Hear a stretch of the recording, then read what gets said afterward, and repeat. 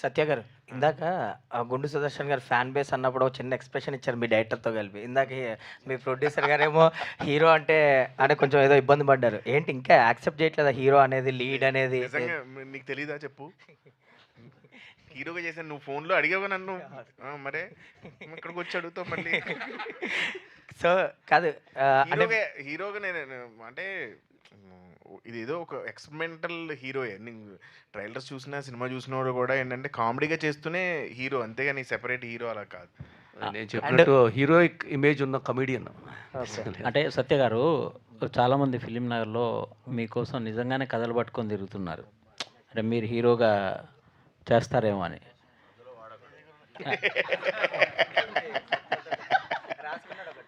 So రండి తండ మరి. నిజంగానే మీకోసం తిరుగుతున్నారు. అంటే నిజంగానే తిరుగుతున్నారు. సో ఇది మంచి ల్యాండింగ్ అయింది కదా. అంటే మీరు ఇంపార్టెన్స్ క్యారెక్టర్స్ చేస్తూనే మంచి సబ్జెక్టులు వచ్చినప్పుడు ఈ ఈ లీడ్ క్యారెక్టర్లు అనేవి కంటిన్యూ చేస్తారా?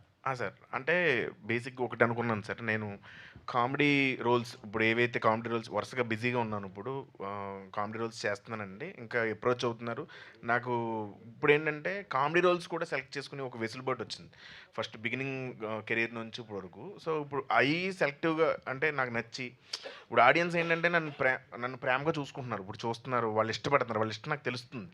సో అంతే రెస్పాన్సిబుల్గా వాళ్ళ కోసం చేయాలి నేను. అలాగే హీరో అనేది ఏంటంటే నేను పర్టికులర్గా నాకు నచ్చిన సినిమాలు చేద్దామని. అది ప్రేక్షకులకు నచ్చితే తెలియదు కూడా తెలియదు. సత్య గారు, మీరు లీడ్గా చేసిన వివాహ భోజనము ఓటీటీలో రిలీజ్ అయింది అప్పుడు. సో ఇది థియేటర్కల్గా ఇదే మీ ఫస్ట్ సినిమా అనుకోవచ్చు లీడ్గా. సో అంటే అమలాపురంలో మీరు అక్కడ చాలా సినిమాలు చూసి ఉంటారు థియేటర్స్లో అలా. సో లీడ్తో మీ ఫ్యామిలీతో అలా చూడాలి, ఊరు వెళ్ళాలని అనిపించింది ఏమన్నా? అనిపించింది కానీ కుదరదు. ఎందుకంటే ఇక్కడ షూటింగ్లు అవి ఉన్నాయి. ఇప్పుడు ప్రమోషన్ చేయాలి. ఓకే, రితేష్ గారు, ఇందాక స్పీచ్లో మీరు అంటే ఫీడ్బ్యాక్ తీసుకున్నాను అని కూడా అన్నారు. సో అంటే ఎనీ ఫిలిం పాజిటివ్ ఉండొచ్చు, నెగిటివ్స్ ఉండొచ్చు, ఎనీథింగ్ రివ్యూస్ నుంచి కూడా వస్తుంటాయి. సో ఈ సినిమాకి సంబంధించి ఎలాంటి ఫీడ్బ్యాక్ తీసుకున్నారు? ఎస్పెషల్ కొంతమంది సెకండ్ హాఫ్లో కొన్ని కంప్లైంట్స్ కూడా చెప్పారు, తీసుకున్నారు. ఈ సినిమా నుంచి మెయిన్ ఫీడ్బ్యాక్ నెక్స్ట్ సినిమాలో ఒక్క కామెడీ డైలాగ్ కూడా ఉండొద్దు అని ఫిక్స్ అయ్యాను. సో నెక్స్ట్ హారర్ చేస్తున్నాను. సో అసలు మీకు కామెడీయే ఉండదు నెక్స్ట్ సినిమాలో. అది నా మెయిన్ ఫీడ్బ్యాక్. అన్నారు కదా సెకండ్ హాఫ్ మీద కమెంట్ చేస్తున్నారండి.